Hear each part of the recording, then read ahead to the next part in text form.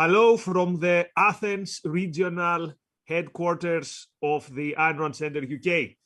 Today, we have the Philosophy Friday discussion with Jason, and the topic is one of these buzzwords, buzz terms that start from academia and very quickly make their way to mainstream society. And today we're going to discuss the issue of positionality, or you might hear it in terms of lived experience.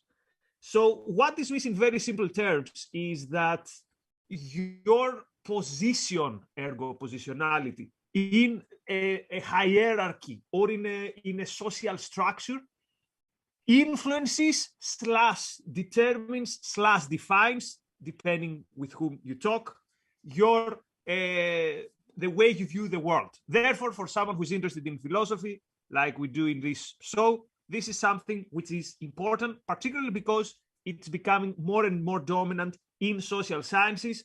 And also, again, you might hear things like, you cannot comment on the BLM protest, or you cannot comment on particular forms of action because you don't experience the things that these people experience. So, Jason, why is this, where do we begin from this topic? Do you want to say something, or shall I start with definitions, or how shall we do it? Well, sure. So, I mean, I think there are two ways to kind of peel the onion, so to speak, behind a concept like this. And they're complementary, so we can kind of go with either one and then try the other. One is sort of historically, when does this start getting used? Who's using it to what purpose? Then how does it get spread? How does it get repurposed along the way? Another is to say, never mind that, let's just sort of look at what it means right now. Often when you do it that way, you kind of get a plethora of senses and meanings. It's a little more sort of manageable if you do it historically, the kind of this to just keep track of the spread. But on the other hand, it may not be all that interesting how some academic in 1972 was using it, and it turns out they actually wanted to do this with it, not quite that, and so on. What I would say, or two things that I think would be useful to kind of start out with are these. One is the kind of what at least from professional philosophers' point of view, standpoint epistemology, what it was sort of supposed to be, what was the kind of true stuff, and then what was the package deal. And then the other is the way in which, in some ways, this is just an old wine in a new bottle. This is not really, in some respects, it's not really different from old Marxist notions of class consciousness, or really any of the kind of post-Kantian projects that basically end up carving us into sort of different constructed realities or constructed consciousnesses for different groups, and then give us the problem of the impossibility of communication between them, or the impossibility of objectively judging one over another from a neutral point of view. So tell you what then, I will bring the layman's example, and then you will go deeper into what's the philosophy behind it. So I found the UCLA guide to positionality. It's 2 1-minute videos, and they have some very interesting points there. So let's start with the definition. So positionality, they say, is the interconnection between place, identities, self-understanding, and our relationship to people.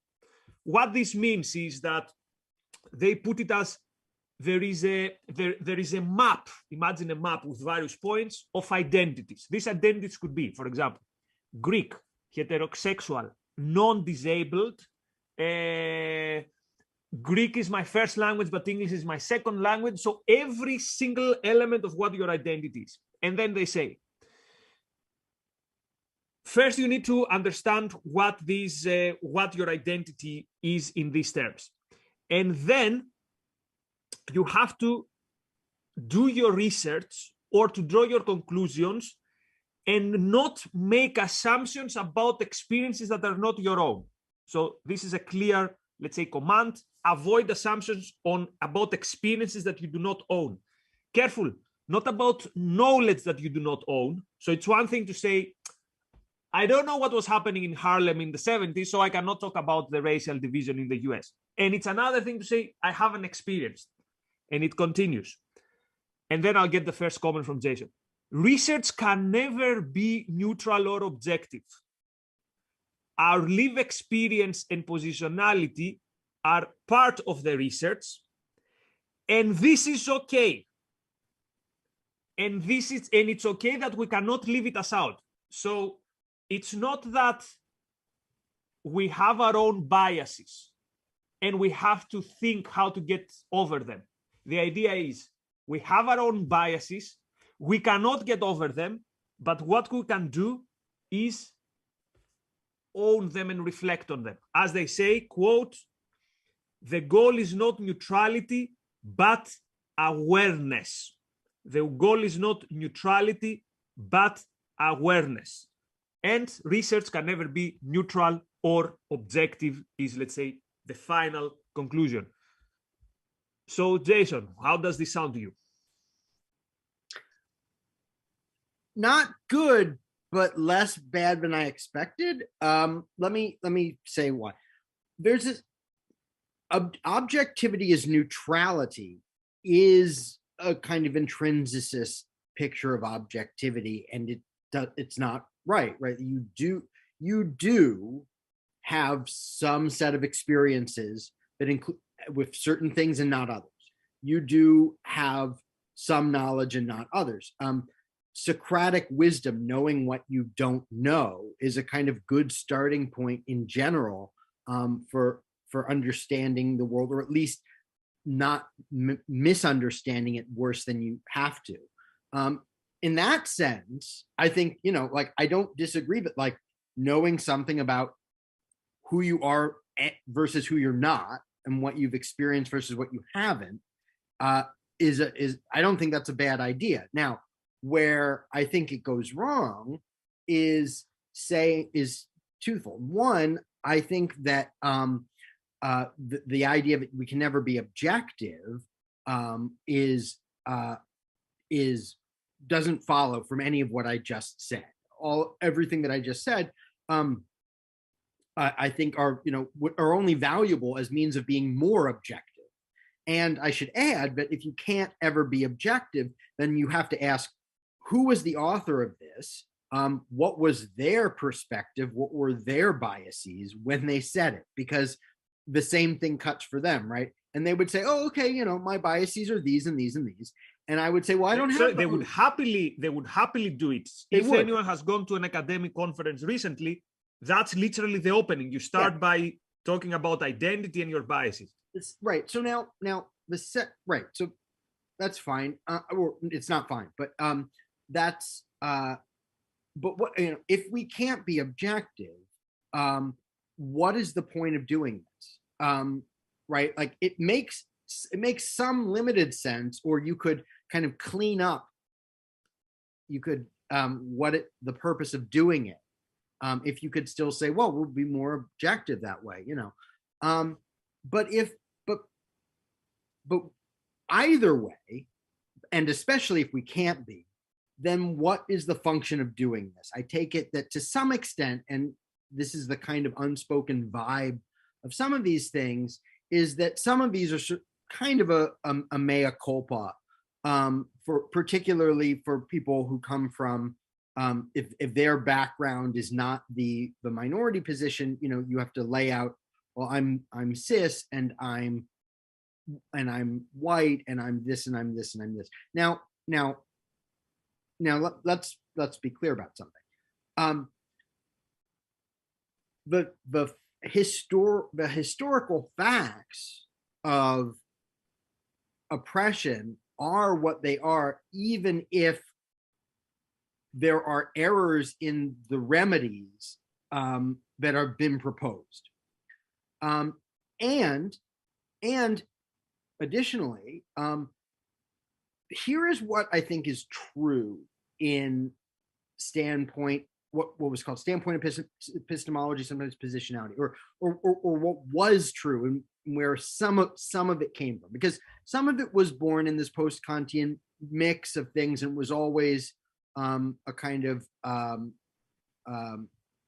your race, your class, your whatever structures your understanding of the world you can't understand. But there was this notion, which is that, look, if you're the person who is on the short side of this, who gets the short side of the stick, you're, all else being equal, more likely to be aware of those kinds of unfairnesses than the person who never had to worry about it, right? Like if the cops never harass you for your race, you are less likely to be aware of the way that racial profiling in police work happens, right? Like, now that doesn't mean, it doesn't mean that your experience of these things, if you have suffered them, makes you an expert on the broad social dynamics of it. It doesn't make you infallible. You can be sort of incorrigible in speaking about, like, my experience has been that. Okay, great. My experience has been this. We've each had experiences, personal experiences. Those don't, neither of us have more of an anecdotal evidence if we stop there. But at least if I'm someone who has not had to worry about X, I should at least stop for a moment and think, maybe X does exist, even though I've never experienced it. I've never had to experience it. That's been the nice thing, because I think there is this view of, like, say, many white Americans not living, say, in certain parts of the country, or, didn't know the extent of racism. Maybe to some extent they didn't want to know. That's probably true for many in some cases, but there are, who didn't know. Now, the fact that they didn't know doesn't mean that when evidence of it comes to them, they shouldn't listen and care about it, because these are their fellow citizens and fellow human beings who are being treated unfairly. But that's, if you put it that way, there's something reasonable there. Of course, a woman is more likely to know what sexual harassment looks like in the workplace than a man. He's far less likely to be the recipient of it. And if he's committing it, he's far more likely to think it's in bounds, even if he's wrong about it. So that part, again, I think in standpoint epistemology always made sense. Just like acknowledging what you don't know and what versus what you do makes sense. The problem, as I see it in all of these, is that it says, the substantive part of your identity, and more than anything, your cognitive identity, your deepest level, is sort of determined by these pre-existing, intersecting social spheres that you're in. And not only do those kind of tell us more or less who you are, but they also tell us more or less, if not what you think, then sort of what you're capable of understanding. Now, I am not capable of first-handedly understanding what it's like to be African American in the United States. And I am sure that there are certain unique feelings that are associated, with that. Speaking to enough African American people, reading enough literature, I get the sense of, and having certain things in my own life as a Jew or as something else that are analogous, not the same, but not unconnected. I have some sense that there's a there. I don't know what that feels like. I don't think we should say that means I can't understand it, that it can't be communicated to me, and vice versa. If we say that, then we preclude the possibility of fruitful dialogue. We can keep having pointless dialogue. We can have self-flagellation, or we can have racism, but we can't have anything that actually makes problems better. It's a Tower of Babel if we don't do this. So let me give one example that was given in one of the most early influential texts about standpoint theory from 2000, and we're going to see the good part and the bad part. So this is a progressive academic gives feedback from a class where they try to work positionality in practice. So here we have a Mexican student giving her take on poverty in Mexico, and you'll see why I'm reading this quote. Quote, these same communities live in substandard housing where they lack a potable water system, electricity, and a proper sewage. Some houses are built with wood and bricks hammered together and with plastic glued as windows. So if it rains, they have leaks and flooding easily occurs. Most often, people living in these communities just dig a hole into the ground and make it into a bathroom. And the quote goes like that. So as I was reading this, I was saying, wow, poverty is way worse than I imagined. So imagine having to do this. So I got some very interesting information from this, and maybe I think about poverty in a deeper way. But see where this goes now. Here is a comment of the professor.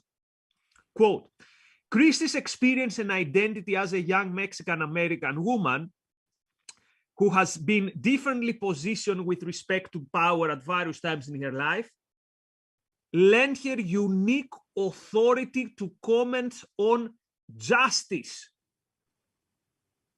So now suddenly, that person who indeed can give us a unique insight to what it means to be poor has also, again, let me quote, unique authority to talk to us about justice. And then she talks about, the student also talks about how there's need to be redistribution and how the rich need to care about the poor and all that stuff. So notice the leap there. We went from the sharing of information to this normative judgment that this means the rich need to give to the poor. And if you deny this, in a way, you don't understand this enriched understanding of justice. Yeah. So unless the student were speaking about their own, experiences in Mexico before coming to the United States, I'm not sure or their family told them about it and they could be believed. I'm not sure why, being Mexican American or that heritage would give you better insight into economic conditions in Mexico, however awful. But supposing like she lived in a barrio or something like that, and she would know what it was like. That still doesn't say like that still wouldn't tell you if you knew from the economist's point of view how it had changed over the last 50 years. Was it getting better? Was it getting worse? Again, it might still be deplorable even at the current stage, but an economist might be like, it's deplorable, but if you look at the trend lines, it is getting better, and this policy has helped, this one hasn't, right? So, okay, but the point you're really getting at is what the professor said, that that coming from this background gives them unique authority about this. So look, I have, in a sense, a unique authority to tell you what my experience has been, because I'm me. I'm the one who had that experience, not you. In other words, everybody sort of is an expert, not an unquestionable expert, but at least in some sense like an expert about what their personal experience is. That doesn't make them an expert on how to interpret their experience. So yes, this happened to you. What did it mean? Was it an isolated incident? Was it a systematic thing? And what moral theory should we adopt to evaluate and address that thing which you experience? Any person, ethics and philosophy more broadly, is what is accessible to any intelligent human adult. The material we do. In that sense, though you can specialize in philosophy and have, it is, but by its nature, it sort of doesn't go into the specialists' branches of knowledge. It deals with those facts of human life or existence or knowledge as such that all humans have to deal with and in a sense can. And another way to put it is, I perish the thought to think that any human being is in a privileged position to tell us what justice is or isn't. We're all human beings who have to judge other human beings. I would say that I would not trust the judgment of what counts as justice or not, all else being equal, of someone I can tell has committed injustices. What a tyrant tells us about justice should be thrown back in their face. But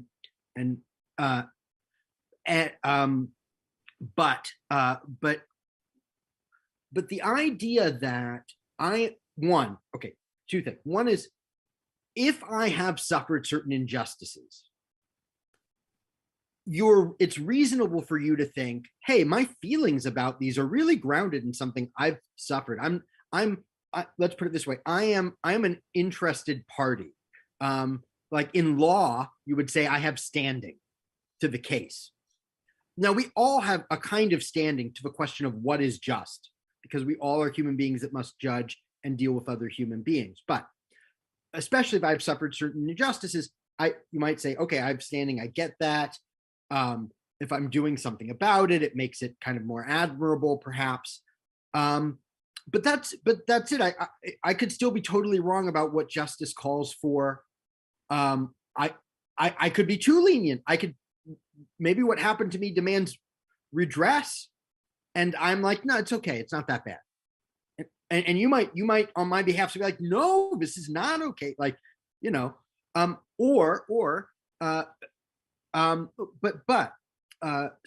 there is a sense in which I'm trying to give as much as like, what could it give you in terms of authority? But epistemic authority, like being a kind of expert or like being incorrigible, right? Like it's presumptuous of you to tell me I didn't experience something I told you I experienced.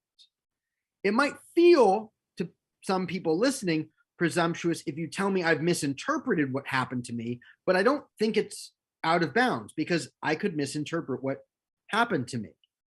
Or, if I say, when I was 6, we went on a camping trip and my dog fell in the lake. And then my mother says, no, he didn't fall in the lake. We took him swimming, and like my experience has been corrected. But in this kind of political game, what happens, I'm sorry if I'm going on for too long, but in this kind of political game, because of the ethics of altruism, I think more than anything, suffering or oppression, or in this case, being in a group that has been designated as the oppressed group, so it's not even you, right, gets you a kind of moral point.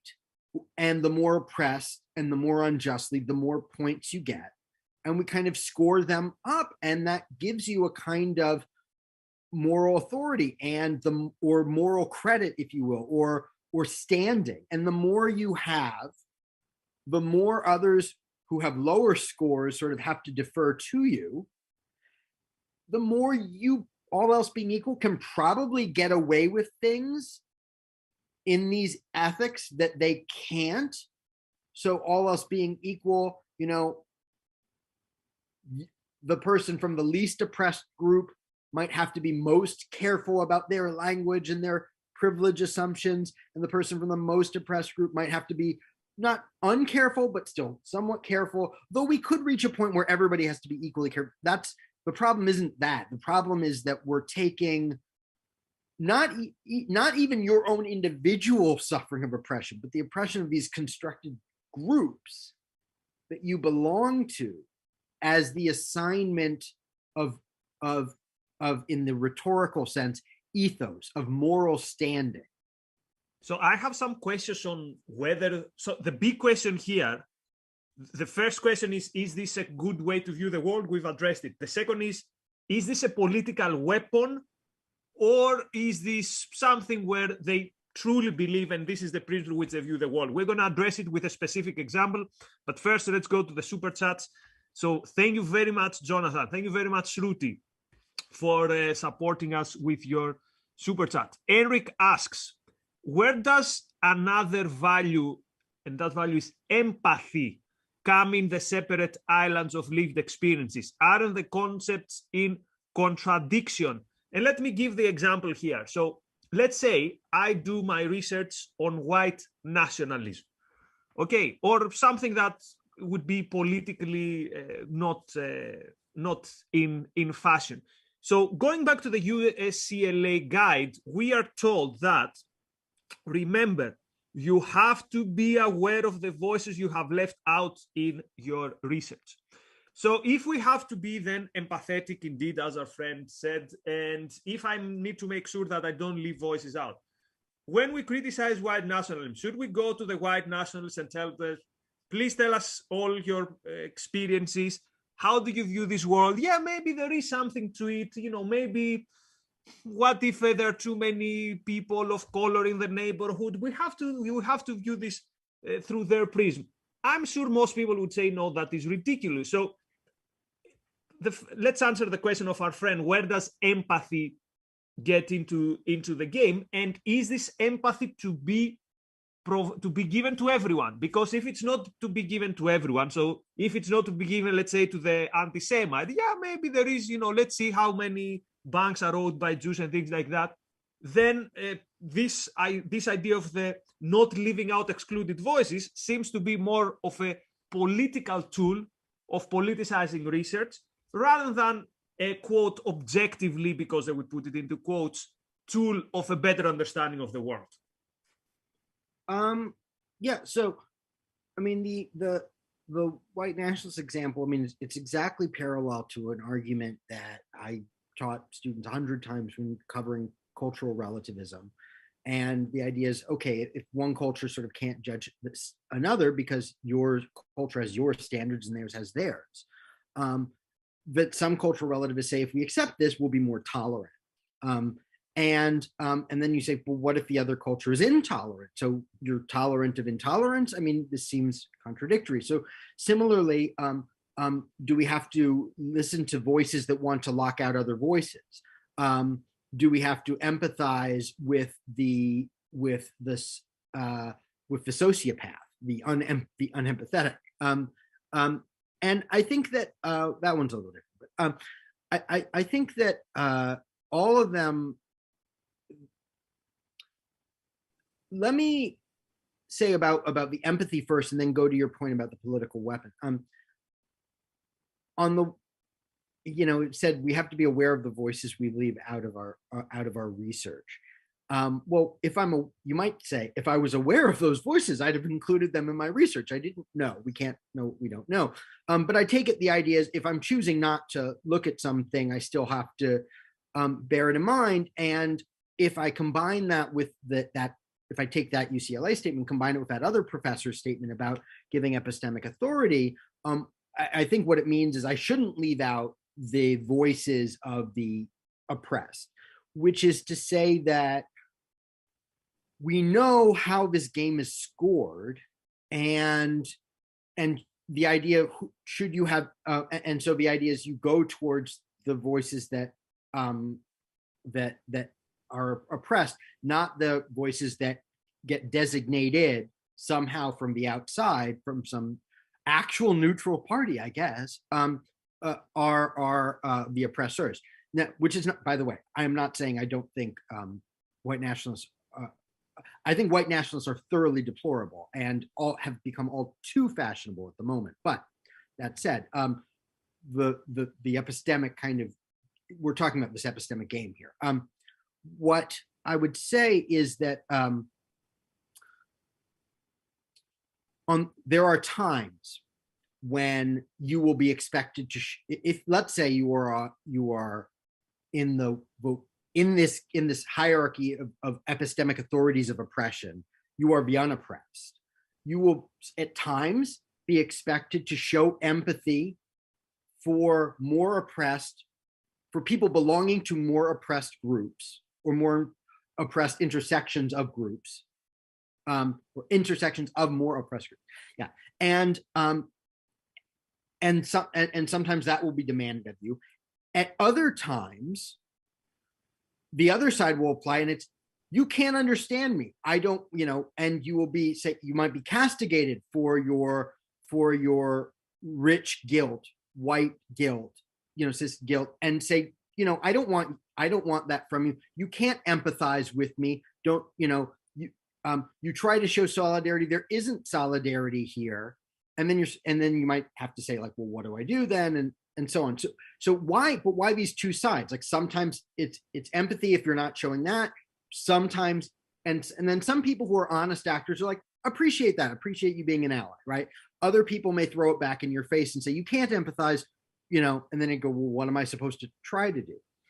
What that points to is this, that there are people who believe it.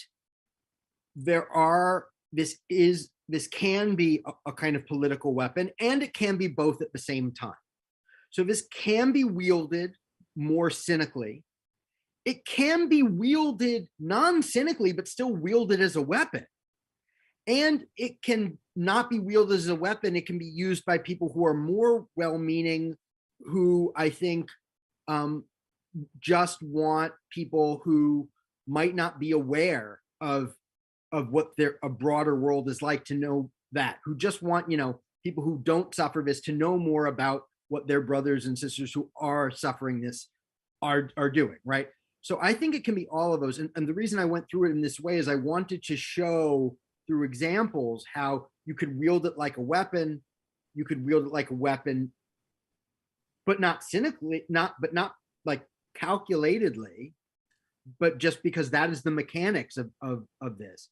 And what an effect then it has on your self-esteem, right? Because you're always unsure, and you're always, even if you think you have a good idea, then the point is, who am I to say this? Yeah. Particularly if you are one of the least oppressed, quote, oppressed groups, then constantly your mindset is, who am I to say this? So there's a constant shadow of doubt over you.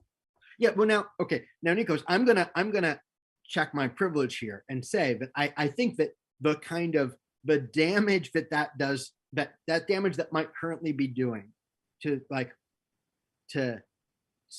hetero cis white males self-esteem pretty much pales in comparison to the damage this has done to the self-esteem of people who've been really oppressed for a really long time, especially they've been told they're subhuman and have to exist in a world where they don't count.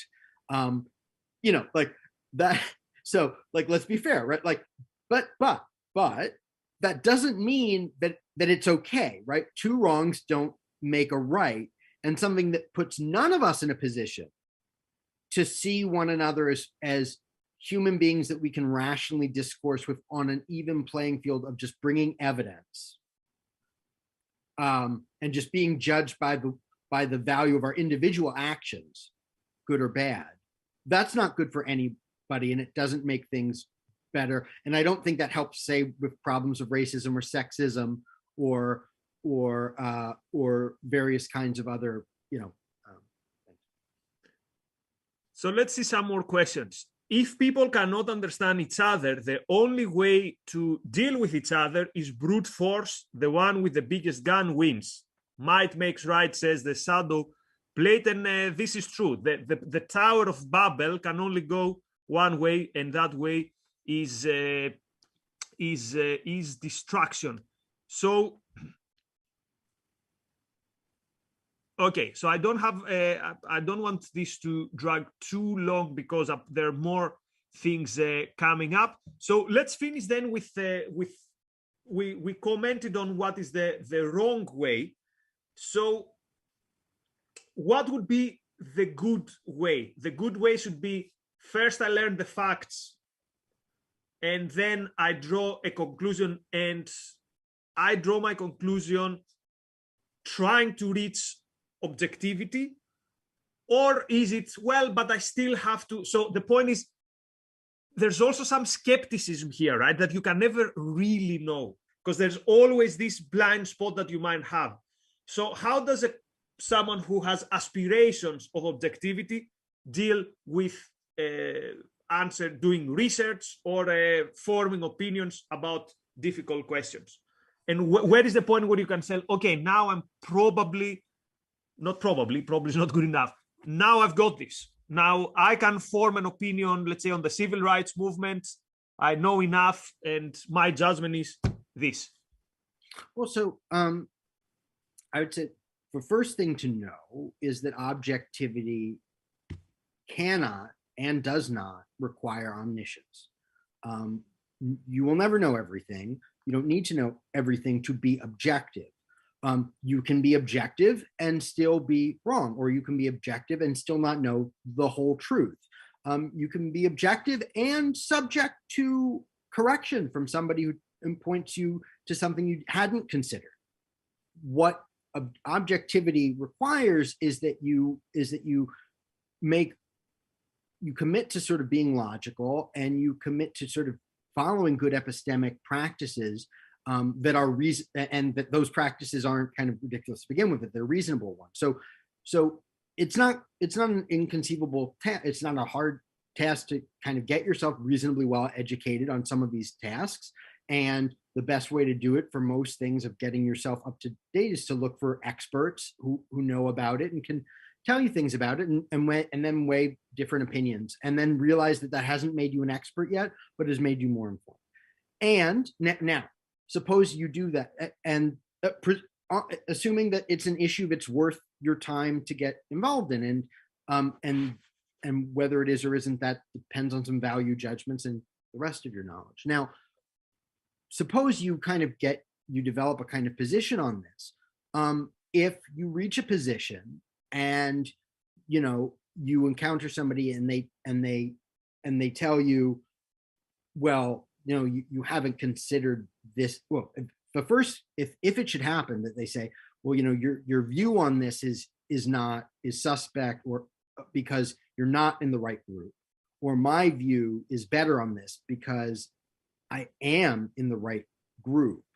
You can say, look, I obviously read research from lots of people who are in this group, but is there some specific thing I'm missing? Like, first, I think the first thing is, don't fight with people about the content of their experience at a level. Like, they say, I experienced this. You go, I take you at your word. You experienced that.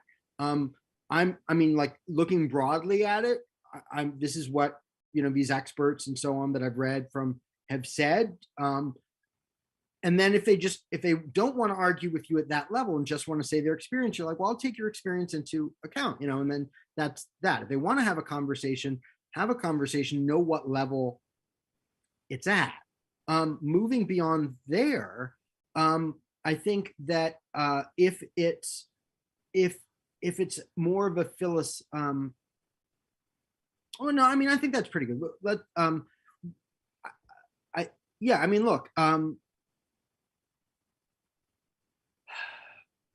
is it okay to put it as be ambitious in terms of learn what is to be learned, and then be confident that, what I did, it's in your selfish interest to have the full picture. And then once you have the full picture, you say, okay, I trust my mind, I trust the moral code that I go for, and here's my judgment. So I see it as a matter of ambitiousness. I see it as a matter of confidence, and at the end of the day, as I said, self-esteem, that you consider yourself capable of doing this. I think it depends on the scope of what you're trying to inform yourself of. And so the broader it is, and the more complicated the topic is, and the more divergent expert kind of voices and so on, I think the more you can be confident you've done what someone with the amount of time and energy you could to learn up on it. You might be able to say, my positions are reasonably drawn from a reasonable body of evidence for a layperson. I think it's perfectly okay to say, like, I don't have a strong position on this because I'm not, an expert, and it's a complicated thing. Another way to put it is, like, if you were to ask me, leaving aside identity politics and now turning to something that shouldn't be tied to political identity, but unfortunately is, like, say, COVID, right? And go, well, I've done my own COVID research and I've looked into this and this, and I'm confident that, I would say, no, shut up. Like, you should listen to the CDC and be confident that the people at the CDC and the Harvard School of Medicine know what they're talking about, right? Like, that's what, not I've done my research and I'm confident I've been objective. You have not, you're not. And so so that's my kind of point. Now that is to say, be objective, be reasonable about what it is that what kind of knowledge or justified belief you're claiming to hold and how justified. Makes sense. And with this, we will put a pause to our discussion. We will continue it in one of the next Fridays. So let's see what comes up after. So 7 p.m. UK time, we have Hard Money Jim with Jim Brown on excessive money creation relative to these days, inflation, all that stuff. 8 p.m. UK time, James Valiant discussing why the essay Why Johnny Can't Think. 10 p.m. we've got the TV talk on the TV series today is Sherlock. So Jason, thanks for that.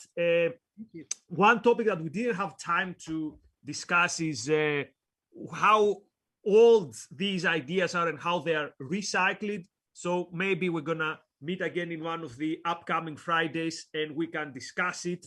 And maybe we can do half of the show in Greek because apparently you are you can speak Greek as well. So this can be our thing whenever we have a show.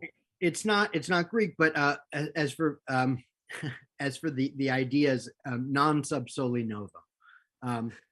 A Latin translation of a Greek translation of a Hebrew phrase. There's nothing new under the sun. These ideas have been around for a while. Okay. Ευχαριστώ πολύ and I will see you soon. Bye-bye. Bye.